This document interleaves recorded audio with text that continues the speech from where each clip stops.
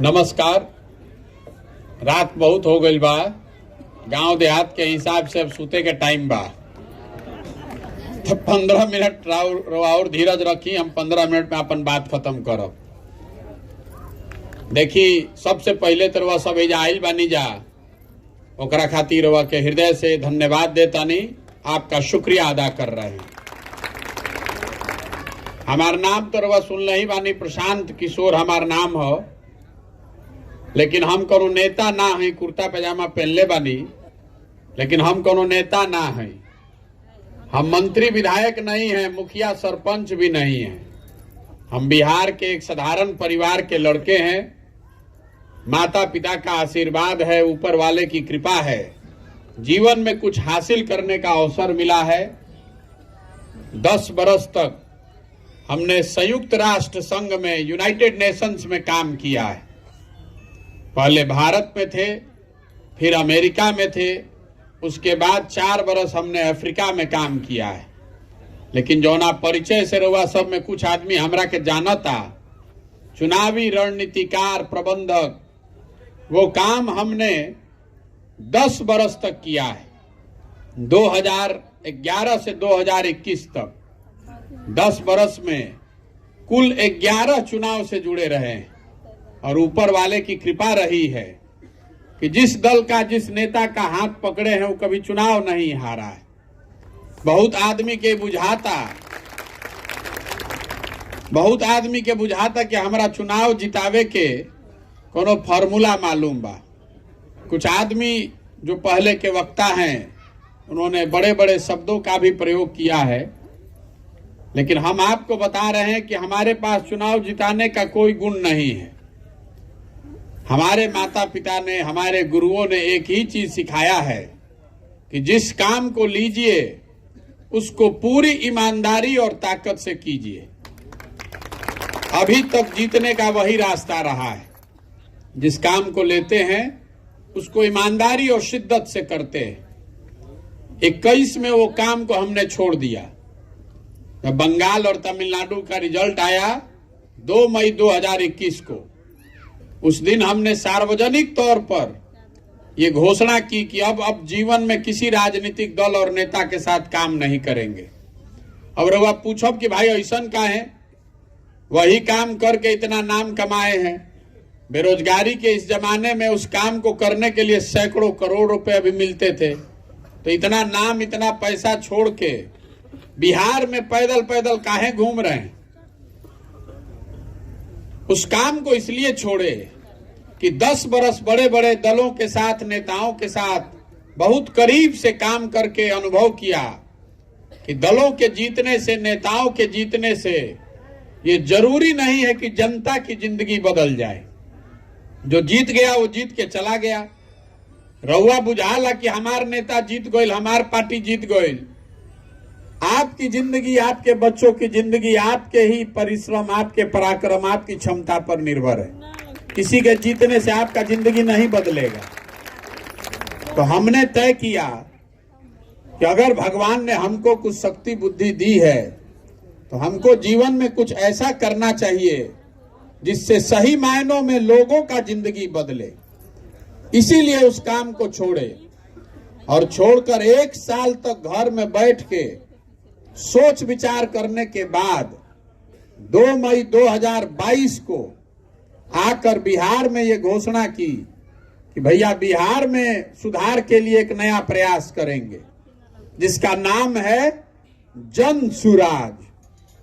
जन सुराज कोनो दल नहीं थे, ये दल नहीं है, ये कोई आंदोलन भी नहीं है, ये समाज में क्रांति लाने का अभियान नहीं है, ये समाज में जमी हुई काई को जाकर धीरे धीरे छुड़ाने का अभियान है।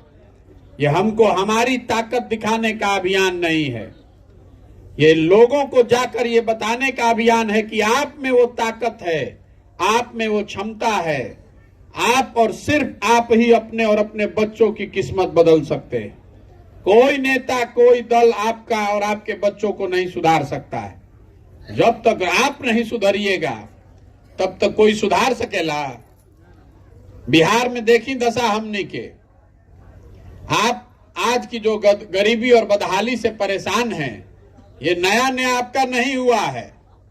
आज से 40-50 साल पहले भी देश का सबसे गरीब और पिछड़ा राज्य था बिहार।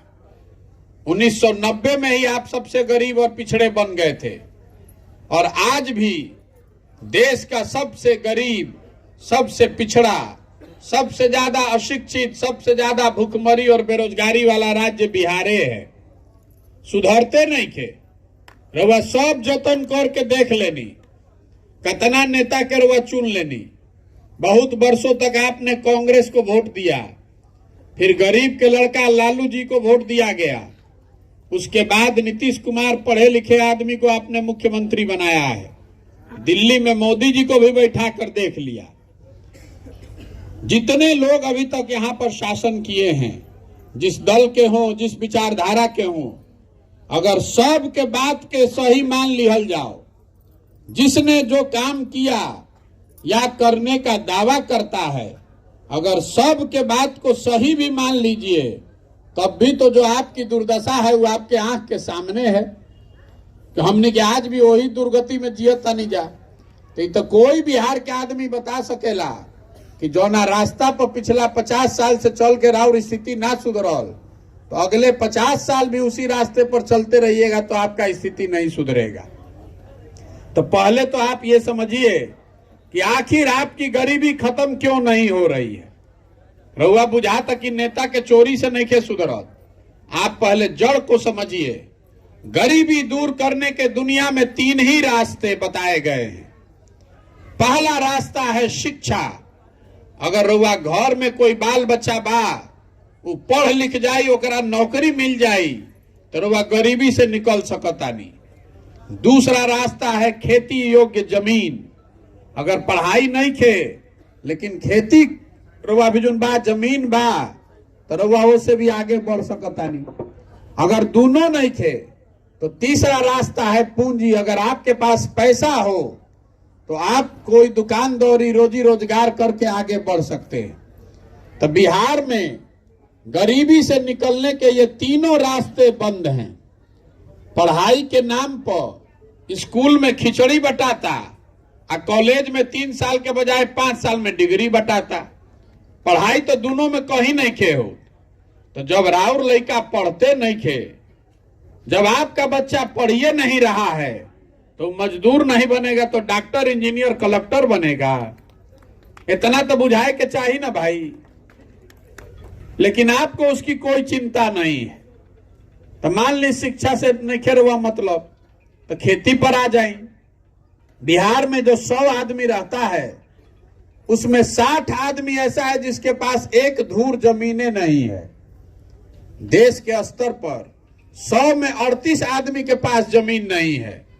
लेकिन बिहार में समाजवाद के नाम पर राजनीति होता दशकों से, लेकिन यहाँ 100 में 60 आदमी के पास एक धूर जमीन नहीं है। और जो 40 आदमी के पास जमीन बा जे खेती करता, ओमे 35 आदमी ऐसन बा जेकर खेत 2 बीघा से कम बा। तो ज्यादातर जो लोग यहाँ खेती करने वाले हैं वो कमाने वाली नहीं, खाने वाली खेती करते हैं। आपका जमीन इतना कम है कि आप उतना ही उपजा पाते हैं कि आपके बाल बच्चा का पेट भर जाओ। रवा गेहूं उपजावता नहीं तो हमें कुछ सरसों छींट देता नहीं कि तेल खरीदे ना पड़ो। लेकिन ऐसी खेती नहीं है जिसमें बाल बच्चा को खिलाने के बाद बेचकर कुछ पैसा कमा पाइए। तो शिक्षा बाना, खेती बाना। तीसरा उपाय है पूंजी।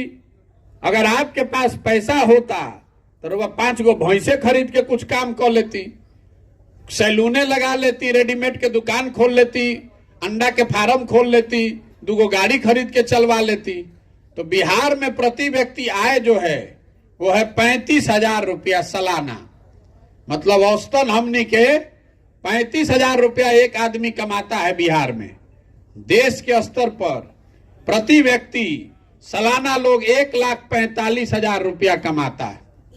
और दूसरा, सरकार ऐसा कोनो व्यवस्था कैले नहीं खे कि रउआ बैंक से कर्जा उर्जा मिल जाओ ताकि रउआ कोनो रोजी रोजगार कर सकी। तो अगर आपके पास शिक्षा है नहीं, खेती योग्य जमीन है नहीं और पूंजी है नहीं तो गरीबी से रुआ निकलब कैसे? चाहे जितना दिन हाथ पांव मार लीजिए, जिसको चुन कर ला दीजिए, ये सुधरने वाला नहीं है। जब तक आप और हम शिक्षा को नहीं सुधारेंगे, ये व्यवस्था नहीं बनाएंगे कि गरीब से गरीब आदमी का लड़का पढ़ लिख कर नौकरी कर पाए, जब तक हम लोग खेती को खाने वाला नहीं कमाने वाला खेती बनाएंगे, जब तक हम लोग लोगों के हाथ में रोजगार के लिए पूंजी नहीं डालेंगे, तब तक बिहार सुधर नहीं सकता है। तभी इतना आदमी रवा सब बैठल बानी जा 2 मिनट में रवा के हम समझाए कि हमने के दुर्गति काहे बा। सब आदमी जरा सोच के बताइए कि भाई शिक्षा लइकन के पढ़े के तो व्यवस्था होके के चाहिए, ना कुछ होके चाहे ना सबके बोले के बाद फिर से पूछो तनी, कुछ हो चाहे नहीं, आपके बच्चों के पढ़ने की व्यवस्था तो होनी ना चाहिए भाई। सब आदमी के इतना बात तो बुझाता, जे पढ़ल बा ओकरो बुझाता, जे नहीं पढ़ल ओकरो बुझाता। तो तनी अपना अपना लइकन के नाम पर ईमानदारी से दिल पर हाथ रख के बोली कि पढ़े खातिर शिक्षा खातिर कभी जीवन में वोट देले बानी? जे देले बा वो हाथ उठाओ भाई कि हम देले बानी शिक्षा खातिर वोट। कोई देले बा? तो रवा शिक्षा में देले बानी वोट? चलो एगो तो बारन कोई देले बा। अपना लइकन के नाम पर कहे के बा झूठ नहीं के बोले के। देखिए हमने के दुर्गति काहे बा। रवा कोनो नेता के कोनो विद्वान चाणक्य के जरूरत नहीं है। आपको मालूम है कि अगर बिहार की स्थिति सुधारनी है तो बच्चों के पढ़ाई की व्यवस्था होनी चाहिए, लेकिन आप उस पर वोटे नहीं दे रहे हैं, तो आखिर सुधार हो ही कैसे? जेकरे के माइक दे दी तो सबे ये कहता कि नेता हमरा के ठगता। हम आपको कह रहे हैं कि नेता आपको नहीं ठग रहा है। अगर नेता ठगित तो एक बार ठग लित, 2 बार ठग लित, रुआ अगर 50 बरिस से ठगाता नहीं, तो इसका मतलब है कि कुछ न कुछ गलती आप में और हम में भी है। आप जो वोट दे रहे हैं उसका पर अच्छा या खराब परिणाम आपको मिल रहा है। सब आदमी बिहार में वोट देले बा जात के नाम पर, तो जात के चर्चा पूरा बिहार में होता कि ना हर जगह? हमने के वोट देले बानी जा 5 किलो अनाज पर, तो कतनो बिहार में भ्रष्टाचार बा तो 1 किलो चोरी करके 4 किलो अनाजवा मिलते बा। मिलत है कि नहीं क्या मिलत? रउआ वोट देले बानी राम मंदिर बनावे खातिर, तो 30 बरिस देरिये से सही राम मंदिर बनते बा। रउआ वोट देले बानी मोदी जी के 56 इंच के सीना देख के, गुजरात में बुलेट ट्रेन बनता वो आज तक पर न्यूज पढ़ के सुन के, तो ओजा बुलेट ट्रेन बनिए चलिए रहल बा। आपको यही बताने के लिए पदयात्रा कर रहे हैं। जैसा वोट दबाइएगा वही परिणाम पाइएगा। रुआ बबूल के खेती करो तो आम कहां से खाई? जब आप शिक्षा पर रोजगार पर वोटे नहीं कर रहे हैं तो सुधरेगा कैसे? देखिए बिहार जैसन राज्य में तेजस्वी यादव ने एक झूठा वादा किया कि हम 10 लाख सरकारी नौकरी देंगे, ना उनका देवे के रहे ना रवा मिले के बाद, लेकिन फिर भी एक बार उसने कह दिया कि 10 लाख नौकरी देंगे तो रोज चर्चा होता ना भाई कि कब देबो। तेजस्वी यादव को भी कहना पड़ रहा है ना कि अच्छा भैया देता नहीं, अभी ना देवे 1 महीना के बाद दे। ये लोकतंत्र की ताकत है। जिस विषय पर आप वोट दीजिएगा, अच्छा या खराब, कम या ज्यादा आपको मिलेगा। बिहार की दुर्गति इसलिए है कि यहां पर शिक्षा पर वोटे नहीं थे, खेती के नाम पर कभी वोटे नहीं थे, रोजगार खातिर वोटे नहीं थे। पंजाब में हम काम कैले बानी 2 बरस, ओजा अगर समर्थन मूल्य ना मिलो, धान गेहूं 72 घंटा के अंदर कटला के बाद समर्थन मूल्य के पैसा अगर किसान के अकाउंट में ना पहुंची तो ओजा सरकार गिर जाई। ऐजा बिहार में कोई वीर बाज कि 2000 में धान बेचले होके, सभे 1500 में बेचले बा। 1200, 1300, 1400, 1500 से ज्यादा कोई धान नहीं खे बेचले। लेकिन रउआ हमरा कोनो कर चिंते नहीं खे। जब वोट देवे जाई तो घरी याद ना पड़ी कि धान कितना में बेचले रही, यूरिया कितना में खरीदले रही। लड़का पढ़ लिख के बेरोजगार बा इहो भुला जाई। वोट के दिन बिहार के आदमी के 4 गो बात याद बा। पहला बात, हमार जात का बा आ के हमरा जात के खड़ा बा, चलो ओकरा के वोट दियाई। जिन जात से बच गइलन उ धर्म के नाम पर हिंदू मुसलमान भारत पाकिस्तान के नाम पर आदमी वोट देता। काल तक रउआ संकल्प ले रही कि अब की हाली भाजपा के सांसद के वोट ना दे। आ तले चुनाव आई, सब कह दिल सब हिंदू एक हो जा रे भाई, मुसलमान ना जीते के चाही। कोई गलती से अगर पूछ देलस तो ओकरा के गांव भर के आदमी घेर के कहता, ऊपर देखा ऊपर, मोदी जी के देखा तू सांसद आई, नली गली में अजुराइल बड़ा, जब पुलवामा हो गई, पाकिस्तान हो गई, तू है नीचे अजुराइल बड़ा, जल्दी चलो भाजपा के वोट दो। तो जे जात से बचल उ धर्म में फंस गई। जे दोनों से बच जाता तो कहता कि जाए दी भैया, हमनी के कतनो कष्ट बा न, कतनो रोड नहीं खे, कतनो लइकन के पढ़ाई नहीं खे, लेकिन हौ लालू जी के राज रहे अपराध वाला, उ ना चाही रे भाई। बड़ा डर रहे, समझी 4 बजे आदमी सरे छोड़ के भागत रहन। तो लालू जी के डर से आदमी जाके वोट दे देता है भाजपा के। आ चौथा, हमनी के मुसलमान भाई लोग बा, ई लोग कहता कि भैया जी ही चाहे मरी, भाजपा के तो ना वोट दियाई, भाजपा तो मुसलमान विरोधी पार्टी बा। तो भाई बिहार में बचल के, बिहार में तो 2 गो दल बा, एगो मोदी जी के भाजपा, एगो लालू जी के ललटेन। नीतीश कुमार बेचारे के तो दौले नहीं खे बचल, कि कभी ललटेन पकड़ के लटक जाता, कभी कमल के फूल पर बैठ के फौरे लागता। तो मुसलमान कह रहा है कि भैया भाजपा के दे ना सकी, तो बचलन ललटेन नहीं करे में किरासन तेल बन के जरल जाई, के वोट दबाव। इतना आदमी रउआ सब बैठल बानी जा, ईमानदारी से बताई, यही 4 चीज पर वोट पड़ा था भैया बिहार में। तो काहे के माथा हमनी के पीटा तानी जा रात में 10 बजे बैठ के। अरे रउआ जानतानी, हम जानतानी, तो सब नेतो जान गइल बाला सन कि बिहार के जनता कतनो बतिया ले, हंस के गा के गरिया के वोटवा यही 4 चीज पर दिहन जा, जयन जा कहा। तो काहे के काम होखो। यही वजह है कि बिहार में ये दुर्गति है। आप बेवकूफ नहीं हैं, आपको मालूम है कि आपकी समस्या क्या है। आपन तकलीफ रवा मालूम नहीं खे, कोनो प्रशांत किशोर के आके बतावे के जरूरत बा कि बिहार में कितना भ्रष्टाचार बा। आप अधिकारियों से परेशान नहीं हैं, कोनो काम होता बिना पैसा देले, ये तो सब बात रवा जानता नहीं। आपके घर में आपका लड़का पढ़ लिख के बेरोजगार बैठा हुआ है, तो नेता के बताई कि रवा तो रोज झेलता नहीं अपना माथा पर। लेकिन आप के दिमाग पर नेताओं ने, दलों ने इतना जाति का, धर्म का काई जमा दिया है कि आपको अपने बच्चों के तकलीफ भी नहीं दिख रही है। इसीलिए पदयात्रा जब कर रहे हैं तो गांवे गांवे जाके लोग के हाथ जोड़ता नहीं कि अरे भाई, अपना नहीं तो कम से कम अपने बच्चों का चेहरा देखिए, जगिए और अपनी वोट की कीमत को समझ के जाति धर्म से ऊपर उठ के नाली गली पर नहीं, 5 किलो अनाज पर नहीं, अपने बच्चों के भविष्य के लिए वोट दीजिए, तभी बिहार सुधरेगा, नहीं तो कोई इसको नहीं सुधार पाएगा। आदमी कहा था कि प्रशांत किशोर आयल बाड़न सुधार दी हम, तो हम रवा के बतावता नहीं। जो आता है मंच पर यही कहता है कि हमको वोट दे दीजिए, हम आए तो सुधार दे। हम आपको कह रहे हैं कि प्रशांत किशोर एगो के छोड़ी 10 गो प्रशांत किशोर आ जाए हम, तब वो सुधरे वाला नहीं खे। ये कभी सुधर सकेला?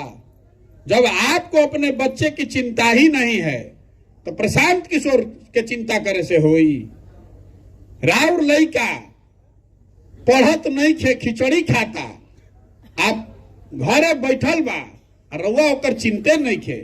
राउर घर के सवांग बाहर जाके मजदूरी करता 12,000 रुपया पर, 15,000 रुपया पर, रउआ से पूछता नहीं वोट काहे देनी है। तो आदमी कहता क्या करी भैया, गौवा में सब देते रहे तो हमू दे देनी। अरे तो जब गौवा में सब देते रहे वैसे ही दे देनी, तो रउआ ना भोगब तो हम भोगब। जो गलती आप कीजिएगा तो आप ही भोगिएगा। यही बताने के लिए पैदल चल रहे। तो आदमी बतावता कि भैया हमनी के विकल्प न ना रहे, रउआ दल बनाई।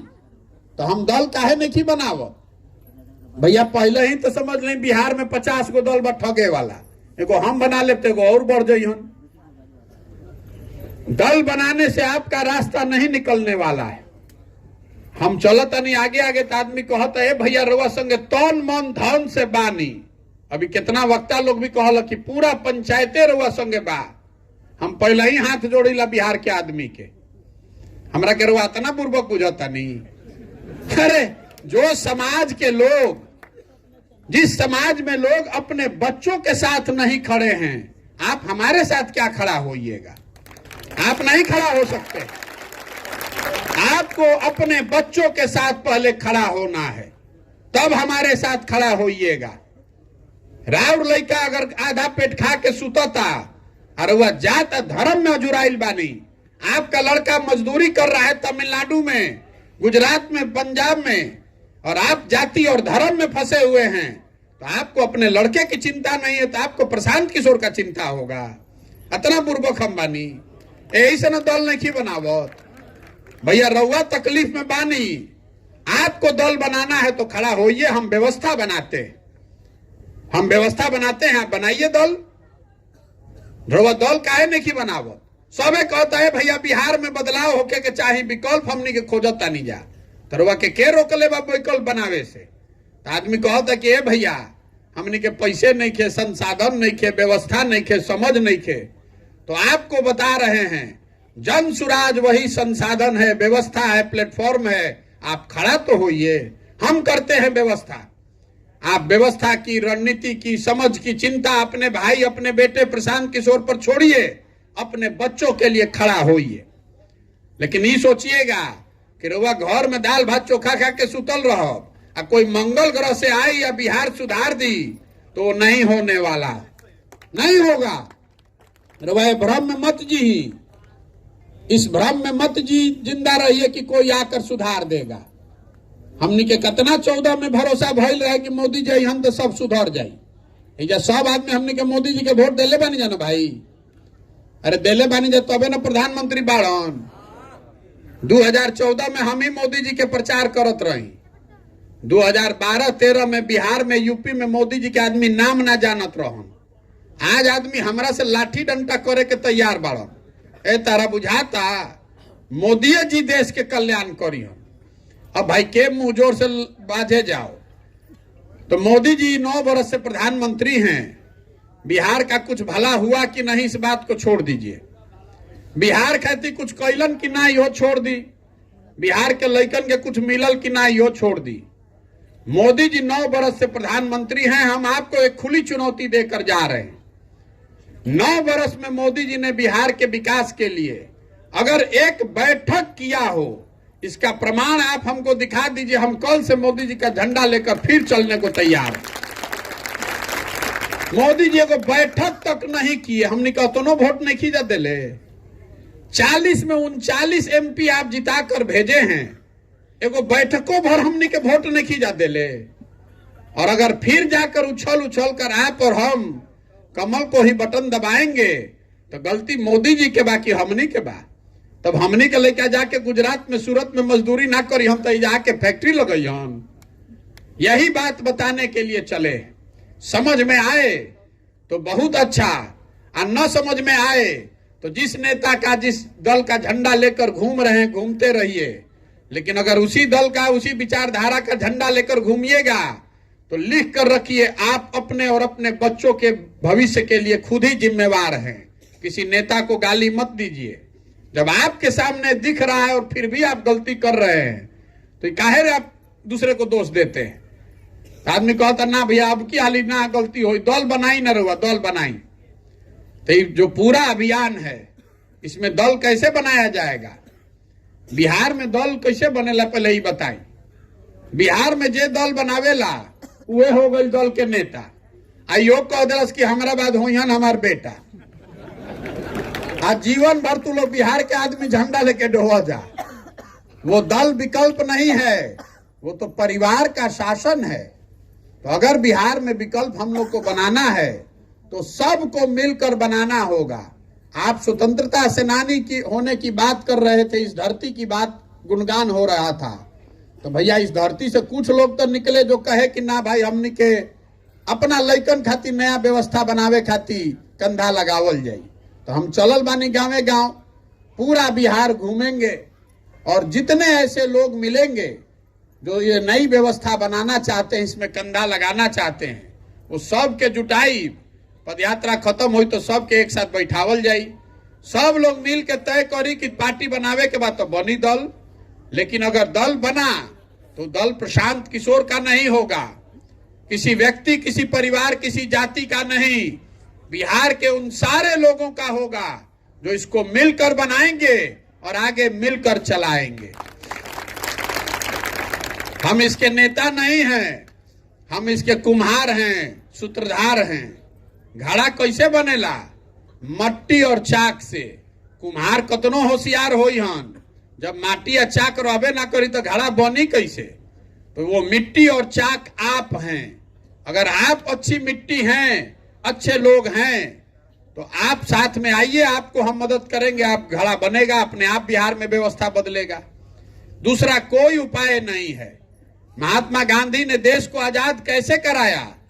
वोट लेके पार्टी बना के? कि पहले उन्होंने समाज को जगाया, आपको बताया कि आत्मनिर्भर बनिए, अपने लोगों के बीच जाति और धर्म के नाम पर झगड़ा मत कीजिए। जब आदमी जागल, गांधी जी आगे आगे चललन, पीछे से पूरा समाज चलल, तब न देश के आजादी मिलल। तो अगर बिहार को गरीबी से, भ्रष्टाचार से, बेरोजगारी से आजादी दिलाना चाहते हैं तो सबको कंधा लगाना पड़ेगा। यही वो अभियान है। तो रुआ बताई कि प्रयास होके के चाहे कि ना होके के चाहे। तो रुआ से एगो वोट अभी कराई, अब 5 मिनट में अब छुट्टी बा, घरे जाए के। पिछले 30 जरा भी वोट देवे के बाद सब आदमी हाथ उठा के हाँ बोली, और जरा मन हो ना बोले के वो ना बोली। पिछले 30-40 सालों में आपने, हमने जिसको भी वोट दिया, किसी ने बिहार और बिहार के बच्चों की चिंता नहीं की। अब समय आ गया है कि जिस राज्य को ज्यादातर नेताओं ने और दलों ने न सुधर पाने वाला राज्य मानकर छोड़ दिया है, उसको सुधारने के लिए बिहार की जनता मिलकर अपना विकल्प बनाए, जनता का विकल्प बनाए। रुआ बताई कि सबके मिलके हम लोग को जनता का विकल्प बनाना चाहिए कि नहीं बनाना चाहिए? हाथों ना उठिए, बिहार सुधर जाए। बोलिए, बनाना चाहिए कि नहीं बनाना चाहिए? बनाना चाहिए ना भाई। तो आदमी कहता नहीं भैया दल तो बनने के चाहिए, सब ठीक बा, बहुत रुआ बकवास कर लेनी, बढ़िया बढ़िया बता देनी। अभी बताई चुनाव कैसे जीतल जाए, मेन तो ओजा न फंसी हमने कहे। आपको ये भी बताने आए कि चुनाव कैसे जीता जाएगा। देखिए, लोकतंत्र में जो जनता है, आप हनुमान जी जैसे हैं, आप अपनी शक्ति भूल गए हैं। जब तक आप बटन नहीं दबाइएगा तब तक कोई बिहार में जीत नहीं सकता है।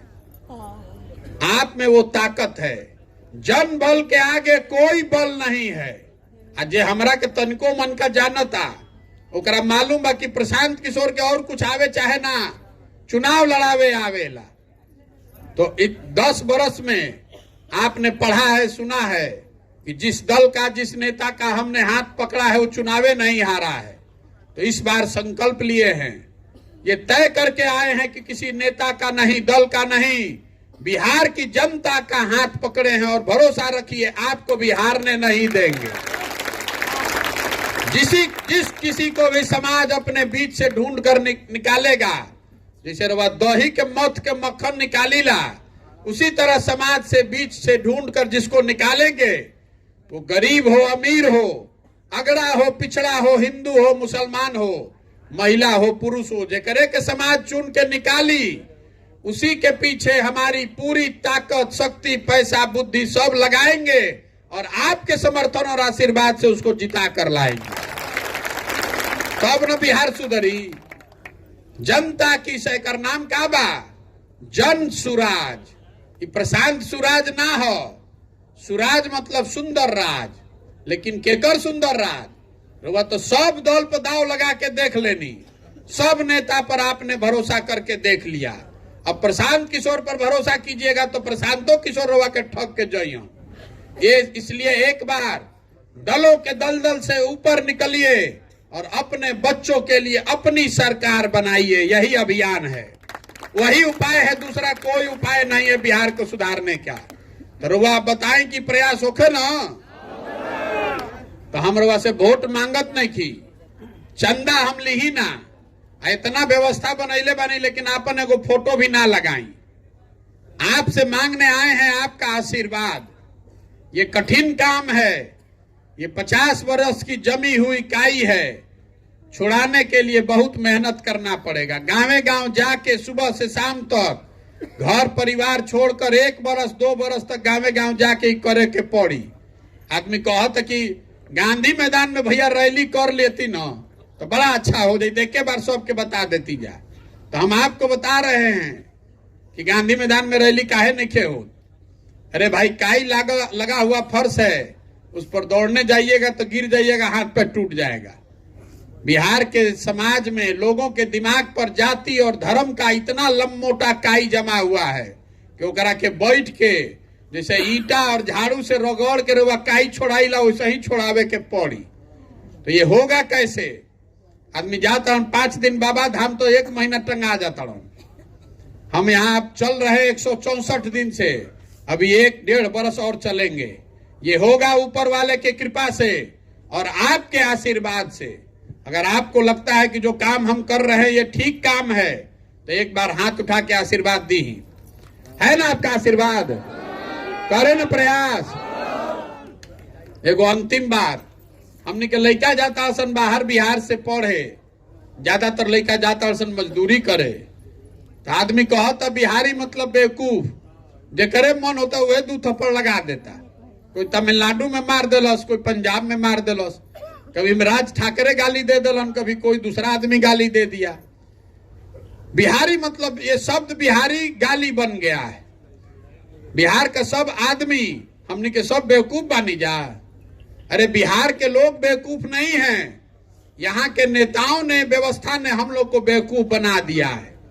एक बार आप जग जाइएगा तो आप में वो ताकत है, बिहार के लड़कों में वो ताकत है, इस मिट्टी में वो ताकत है कि हम लोग वो व्यवस्था बना सकते हैं कि किसी के परिवार के बच्चे को पढ़ने के लिए, मजदूरी करने के लिए बिहार से बाहर नहीं जाना पड़ेगा। लिख कर रखिए, ये व्यवस्था यहाँ बनाई जा सकती है।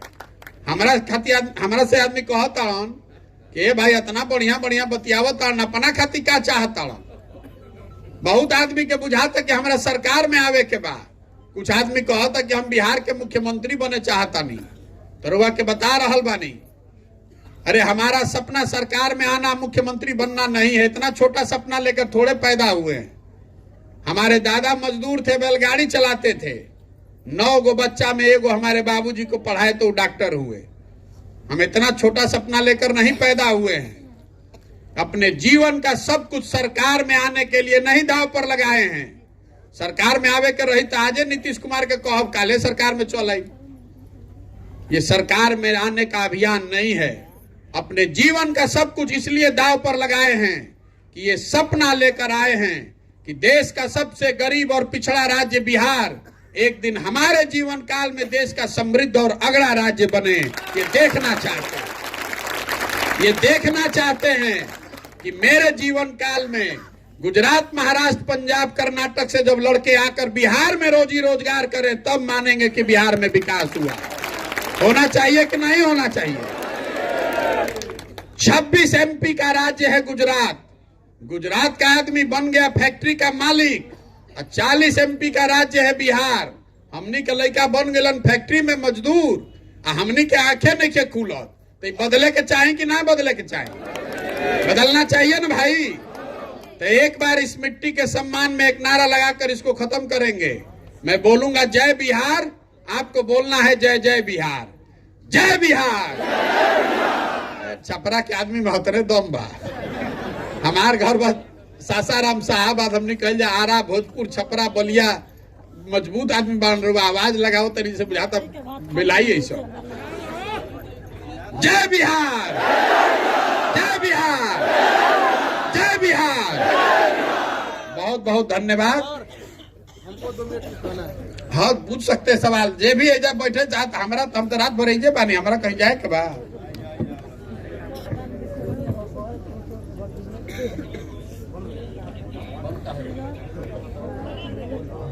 बोलो बोलो भैया। नहीं देता।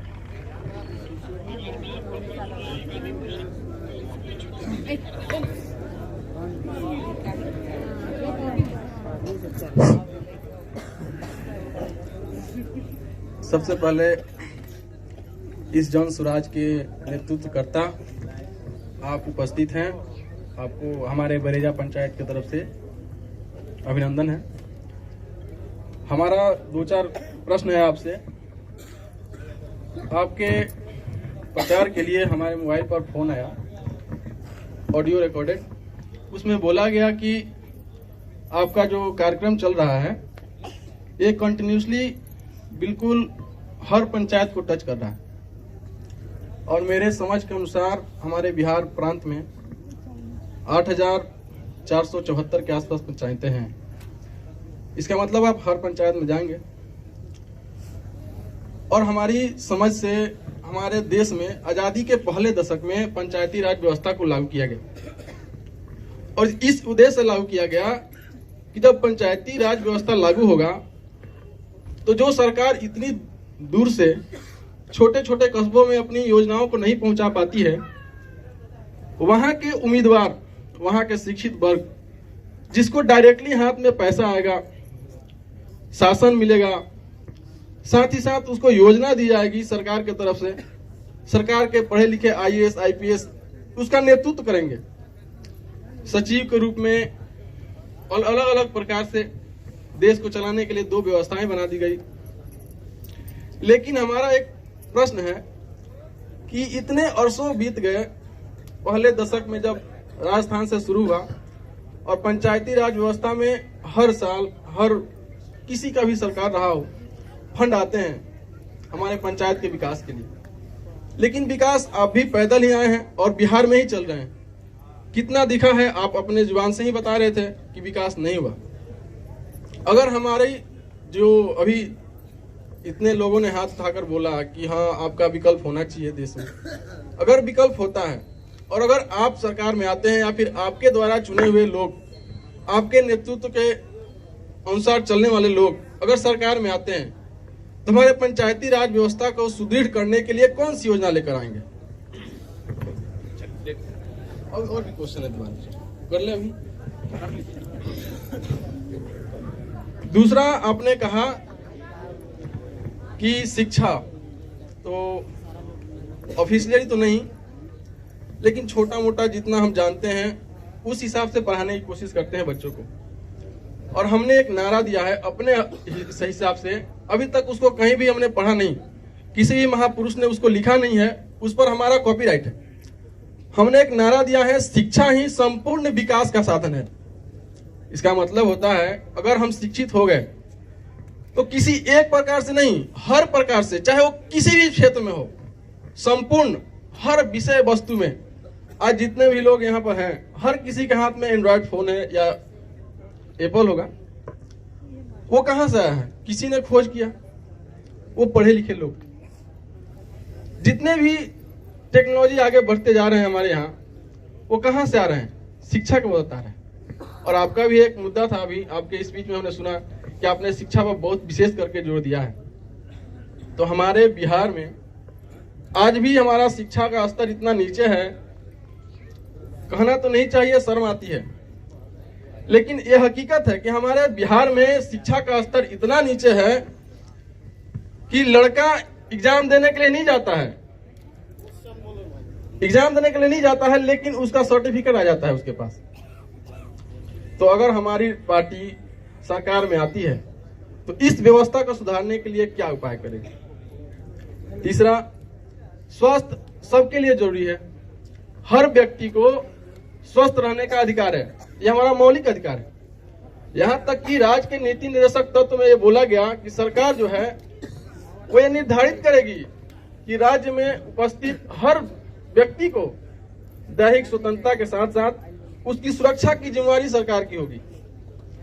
आज हमारे बिहार में भी और केंद्र सरकार की योजनाओं में भी अक्सर देखने सुनने को मिलता है कि इतने लाख इतने करोड़ रुपए हमारे स्वास्थ्य पर खर्चा हो रहे हैं, लेकिन जब छोटा सा कोरोना काल आया तो किस हद तक हमारी स्वास्थ्य व्यवस्था नीचे गिर पड़ी इसका अंदाजा हमको नहीं था। उस स्वास्थ्य व्यवस्था को सुधारने के लिए हमारी सरकार या फिर हमारा पार्टी क्या करेगी? ये 3 सवाल है हमारे। हम आपसे आग्रह करेंगे कि आप इस वक्त अपने भाषा में समझाने की कोशिश करें। अगर हमने उदंडता की हो बीच में आपके टॉक को कोई नहीं, बिल्कुल नहीं आई। उसके लिए काम ही हमारा जवाब देना। इन्होंने कहा पंचायती राज की बात। पंचायती राज का जो अभी कानून है वो 1990 में लाया गया है, लागू किया गया पहले दशक में। जो अभी पंचायती राज की व्यवस्था है ये स्वतंत्रता के बाद नहीं लागू हुआ, ये 1990 के दशक में नरसिम्हा राव जब प्रधानमंत्री थे उस समय लागू हुआ। पंचायती राज की व्यवस्था में अगर आप डिस्कशन पेपर को पढ़िएगा तो उसमें ये व्यवस्था बनाई गई है कि 1/3 विकास की राशि पंचायतों के माध्यम से, पंचायती राज की जो त्रिस्तरीय व्यवस्था है इसके माध्यम से खर्च होगी। बिहार में 2001 से ये व्यवस्था लागू है और 2001 से अभी तक 4% विकास की राशि पंचायती राज्य के माध्यम से खर्च हो रही है। तो अगर हम लोग की व्यवस्था बनी तो 1/3 विकास की राशि पंचायती राज के संस्थाओं के माध्यम से खर्च होगी। दूसरी बात, अब उसमें लोग कह सकते हैं कि भाई पंचायती राज में भी तो सब चोरी करते बा, मुखिया सरपंच भी लोग चोरी कर रहे हैं, जिला परिषद प्रमुख भी कोई ईमानदार नहीं है। वो बात ठीक है, लेकिन देखिए नल जल, आपको एक उदाहरण देते हैं कि उसमें क्या फर्क है। नल जल योजना में चोरी हुई तो पिछले बार 96% वार्ड सदस्य लोग चुनाव हार गए, 80% मुखिया चुनाव हार गया। लेकिन जितने अफसर उस चोरी में शामिल थे वो अफसर, उसका ट्रांसफर हो जाएगा लेकिन एक जगह नहीं होगा, दूसरे जगह जाएगा, उसका नौकरी नहीं गया।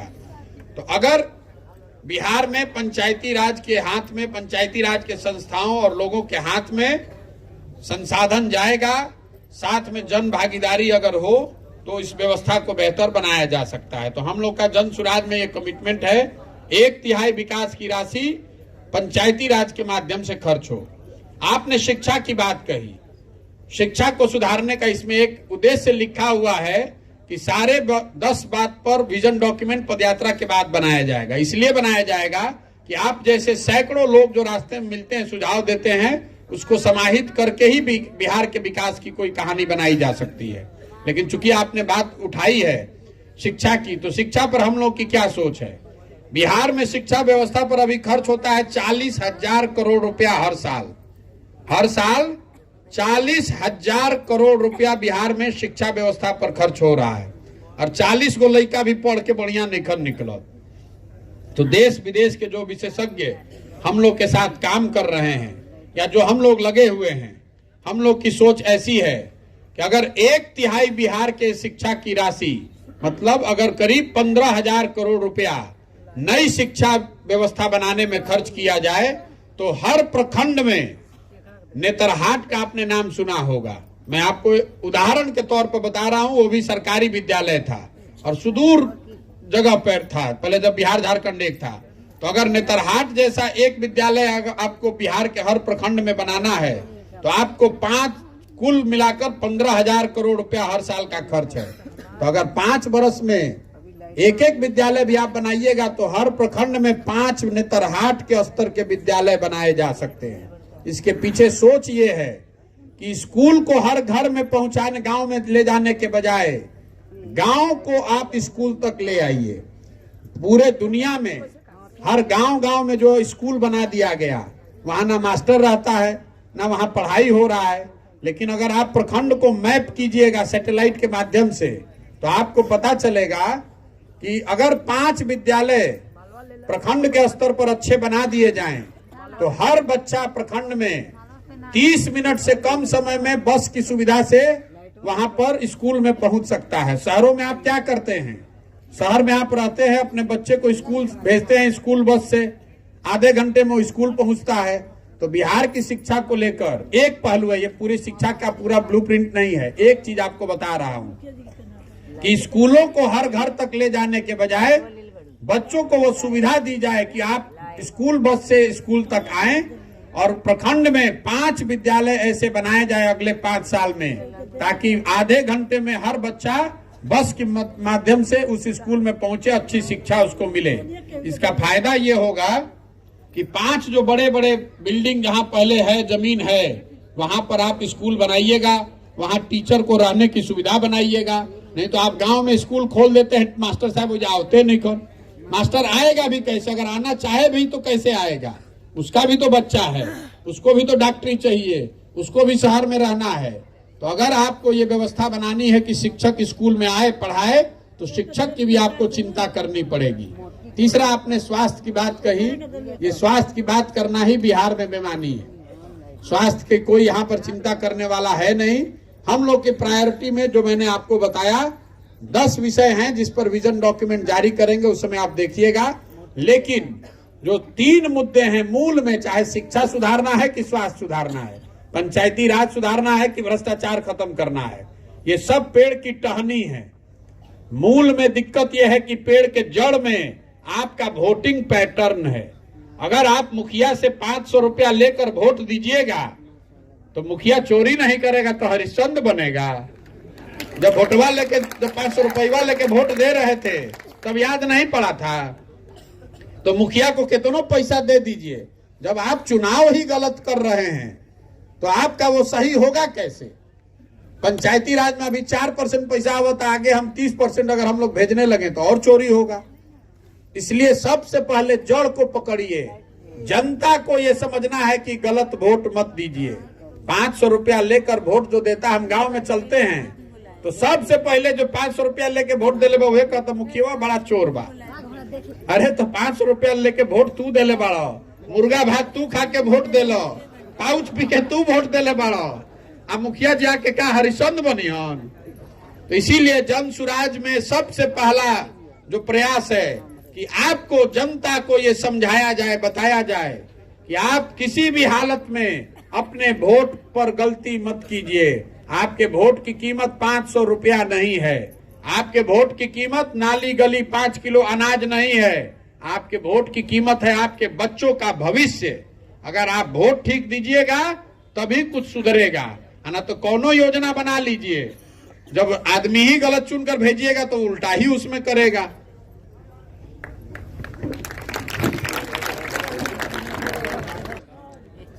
लगभग 35-37 साल से हमारे बिहार में या तो लालू जी की सरकार है या नीतीश कुमार जी की सरकार है, और सभी लोग जानते हैं, पूरे देश के लोग जानते हैं, हम अधिकतर राज्य घूमे हैं, बिहार मजदूरों का राज्य कहा जाता है। ट्रेन भर भर के मजदूर सप्लाई किए जाते हैं, प्रवासी मजदूर भरे पड़े हैं बाकी राज्यों में।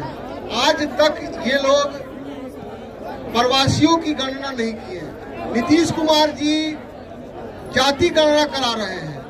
आपके दृष्टिकोण में, प्रशांत किशोर जी के नजर में ये सही है, गलत है? इसका समर्थन करते हैं या इसको गलत मानते हैं? कुछ अपना राय रखिए। जातीय जनगणना को लेकर मैं 100 बार कह चुका हूं, इसमें कोई दिक्कत नहीं है जाति की गणना होने में। आप इस चक्कर में मत पड़िए। जातीय जनगणना होने में कोई दिक्कत नहीं है। कोई भी ऐसी गणना, कोई भी ऐसी जानकारी जिससे सरकार के पास समाज के किसी वर्ग के विषय में बेहतर जानकारी पहुंचे, उसमें दिक्कत नहीं है। लेकिन खाली गणना हो जाने से अगर लोगों की स्थिति सुधर जाती, तो पहले से गणना हुआ पड़ा है कि बिहार देश का सबसे गरीब राज्य है, उसी को काहे नहीं सुधार दे रहे? दलितों की गणना हो रही है आजादी के बाद से, उसकी स्थिति क्यों नहीं सुधर रही है? लेकिन आप जैसे लोगों को मैं ये जरूर कहूंगा कि आप उस चक्कर में मत पड़िए। ये तो नेता चाहता है कि जाति जनगणना के नाम पर आधा आदमी लाख जास की ना होके के चाहिए, आधा आदमी लाख जास की होके के चाहिए, और सब बात रवा फिर भुला जाए शिक्षा स्वास्थ्य, और वही नाम पर वोट एक बार फिर पड़ जाए, तो उस चक्कर में मत पड़िए। जिसको जनगणना करना है करने दीजिए। अगर समाज का कोई वर्ग सही मायनों में छूट गया है, उसकी संख्या नहीं पता है, तो पता होने दीजिए, उसे दिक्कत क्या है? पता हो, उसको मिलना चाहिए। समाज में कोई भाई अगर किसी वजह से पीछे छूट गया है तो उसको हाथ पकड़ के आगे बढ़ाने की जिम्मेवारी पूरे समाज की है। इसलिए जातीय जनगणना के विवाद में आप मत पड़िए। ये राजनीतिक तौर से समाज को बांटने का एक और तरीका है। इससे कोई फायदा नुकसान की बात नहीं। जब जनगणना होके आएगा तो उस समय देखा जाएगा कि क्या संख्या है, क्या स्थिति है। मेरा सवाल मैं घुमा फिरा के बात नहीं करूंगा, क्योंकि मुझे राजनीति करना और या फिर ये सब कुछ बातें करना तो उतना आता नहीं है। मैं डायरेक्ट सर से पूछना चाहूँगा कि इन्होंने, जैसे मैं एक विद्यार्थी हूँ और मैं इनसे पूछना चाहूँगा कि इन्होंने बिहार के विकास के लिए 3 मुद्दे रखे सामने कि 3 चीज़ों पे अगर हम काम करेंगे तो बिहार का विकास संभव है, ठीक। जिसमें से शिक्षा को इन्होंने एक पक्ष बताया। इसके अलावा 2 पक्षों पे बात की गई। पहला पक्ष था यहाँ पे जमीन के बारे में, खेती को लेके, ठीक। तो खेती तो एक प्राकृतिक संसाधन है जिसके ऊपर हम जमीन को तो बढ़ा नहीं सकते हैं, क्षेत्रफल बढ़ाना हमारे हाथों में तो है नहीं। लेकिन जो दूसरा अन्य बात किया गया कि पूंजी को लेके, तो कोई भी हम लोग अगर स्टार्टअप चाहते हैं, जैसे मैं एक व्यापारी परिवार से भी बिलोंग करता हूं, तो मुझे थोड़ा सा स्टार्टअप के बारे में मालूम है। तो जैसे गुजरात की बात की इन्होंने कि 26 MP वाला गुजरात स्टार्टअप में इतना आगे है और 40 MP वाला हमारा बिहार स्टार्टअप में इतना पिछड़ा हुआ है। तो किसी तरह से, मैं सीधे सवाल पे आता हूं, तो किसी तरह से अगर हमारी व्यवस्था बनी, जनता की व्यवस्था बनी, तो स्टार्टअप को लेके या फिर व्यापार को लेके या फिर पूंजी को लेके हम लोग कैसे काम करेंगे, इसके बारे में हम कुछ पूछना चाहते हैं। बहुत बहुत धन्यवाद। देखिए, पहली बात तो आपने ये जो कहा कि खेती का जमीन तो बढ़ नहीं सकता है। खेती का जमीन नहीं बढ़ सकता है, लेकिन प्रोडक्टिविटी, उत्पादकता जो है प्रति एकड़ बढ़ सकती है। अमेरिका में 1901 में 56% लोग खेती करते थे। आज वहां सिर्फ 2% लोग खेती करते हैं और प्रोडक्शन बढ़ गया 1600%, क्योंकि वहां पर बेहतर बीज आ गया, बेहतर खाद आ गया, बेहतर चीज की लोग खेती कर रहे हैं। आपने कहा पूंजी कैसे उपलब्ध कराया जाएगा, बिल्कुल ठीक बात है। पूंजी समाज में आता कहां से है? पूंजी आता है आप जो कमाकर बचत करते हैं और उस बचत के पैसे को बैंक में रखते हैं, उसको कहते हैं ग्रॉस कैपिटल फॉर्मेशन। मतलब जो पैसा आपने बचाया कमाने के बाद, उसी से पूंजी बनती है। आप बैंक में पैसा रखते हैं और बैंक वाले पैसे को वापस समाज में ऋण के तौर पर देते हैं, चाहे स्टार्टअप के लिए दें, खेती के लिए दें, घर बनाने के लिए दें, गाड़ी खरीदने के लिए दें। इसको मापने के लिए देश में एक पैमाना है जिसको कहते हैं credit deposit ratio. RBI, reserve bank of India, ये आंकड़ा जारी करती है कि कितना पैसा बैंक में जमा हुआ और बैंक वालों ने कितना पैसा ऋण के तौर पर लोगों को दिया। तो भारत भर में CD ratio, credit deposit ratio है 70%। मतलब अगर 100 रुपया आपने बचाकर बैंक में रखा पूरे भारत के लोगों ने, तो 70 रुपया बैंक ने वापस ऋण के तौर पर, पूंजी के तौर पर समाज को उपलब्ध कराया। बिहार में CD रेशियो है 40%। तो इसका असर ये हुआ कि पिछले साल, जैसे पिछले साल को अगर आप एग्जाम्पल ले लीजिए, तो बिहार की गरीब जनता ने 4,21,000 करोड़ रुपया हमने आपने बिहार के बैंकों में जमा कराया। 4,21,000 करोड़ रुपया अपने बचत का। चूंकि CD रेशियो 40% है, तो बिहार को लोगों को ऋण के तौर पर मिला 1,61,000 करोड़ रुपया। मिलना चाहिए था कितना? 2,80,000 करोड़। तो ये पैसा गया कहाँ? ये पैसा गया उन राज्यों में जहां पर स्टार्टअप चल रहा है, जहां फैक्ट्री लग रही है, जहां स्वरोजगार हो रहा है। कर्नाटक में, महाराष्ट्र में, तेलंगाना में, आंध्र प्रदेश में, केरल में, गुजरात में CD रेशियो है 90, 95, 105। मतलब वहां के लोगों ने अगर 100 रुपया जमा किया तो बैंकों ने 90 रुपया वापस ऋण के तौर पर दिया। अब इसका एक आंकड़ा आपको दे देता हूं, याद रखिएगा। लालू जी मुख्यमंत्री बने 1990 में। 1990 से लेकर पिछले वित्तीय वर्ष तक 32 वर्ष में बिहार में बैंकों ने बिहार के लोगों की बचत की राशि 26,35,000 करोड़ रुपया दूसरे राज्यों में शिफ्ट कर दिया, दूसरे राज्यों में जाकर लोन दे दिया। तो आपको पूंजी मिलेगा कैसे? अब ये चूंकि टेक्निकल बात है, इसलिए इतने बड़ी सभा में मैं बताता नहीं हूं ज्यादा, लेकिन अगर आप इसको जानना चाहते हैं तो RBI का रिपोर्ट है, उसको देखिए। अगर हम लोग की सरकार हो जाए, अगर हमारी चलती हो जाए, तो हम सबसे पहला काम बिहार में सीडी रेशियो को सुधारने के लिए करेंगे। क्योंकि ये बैंकों की अपनी मनमानी नहीं है कि जितना मन होगा आप पैसा लीजिए और ऋण दीजिए। ये बैंकों पर कानूनन उन पर ये जिम्मेवारी है कि आपको 70% पैसा यहाँ ऋण के तौर पर देना है। लेकिन जैसे यहाँ टीचर और अधिकारी मुख्यमंत्री का बात नहीं सुन रहा है, वैसे बैंक वाला भी बात नहीं सुन रहा है। पैसा जमा हो रहा है बिहार के लोगों का और वो पैसा जाकर लोन दिया जा रहा है कर्नाटक, गुजरात में। इसीलिए हम लोग के पास पूंजी की कमी है। इसका आपको एक देखने को मिलता होगा कि आप यहाँ घर का लोन लेने जाते हैं तो आपको 10-20 हजार रुपया घूस देना पड़ता है। वही बैंक जब दिल्ली में आप लोन घर खरीदने जाइएगा तो बैंक वाला आकर आपको गिफ्ट दे रहा है, ये बता रहा है कि हमारा इंटरेस्ट, हमारा ब्याज दर कम है, हमारा ब्याज दर कम है, हमसे लीजिए लोन। तो जो बैंक वहां आपको दौड़ाकर लोन दे रहा है, बिहार में वही बैंक लोन देने के लिए आपसे घूस मांग रहा है। इसलिए कि यहाँ पर बैंकों पर ये दबाव नहीं है कि जो पैसा बिहार के लोग बैंक में जमा कर रहे हैं, जो बिहार के लोगों की पूंजी है, उसको बिहार में ही लगाइए, आप कर्नाटक, गुजरात, महाराष्ट्र लेकर मत जाइए। यही वजह है कि बिहार में इतनी ज्यादा पूंजी की कमी आपको दिखती है। 1990 से पिछले वित्तीय वर्ष तक 32 वर्ष में 26,35,000 करोड़ रुपया बिहार का चला गया दूसरे राज्य में। आप कह रहे हैं मजदूरों का पलायन, आप कह रहे हैं बुद्धि का पलायन। सबसे बड़ा पलायन बिहार में है पूंजी का पलायन। ये पूंजी जो है यहाँ से जा रही है बैंकों के माध्यम से दूसरे राज्य में। यही वजह है कि यहाँ पर लोगों को स्वरोजगार के लिए, उद्योग धंधे के लिए, घर बनाने के लिए, गाड़ी खरीदने के लिए बैंकों से आसानी से ऋण नहीं मिल रहा। चलिए 90% जनता चल गई।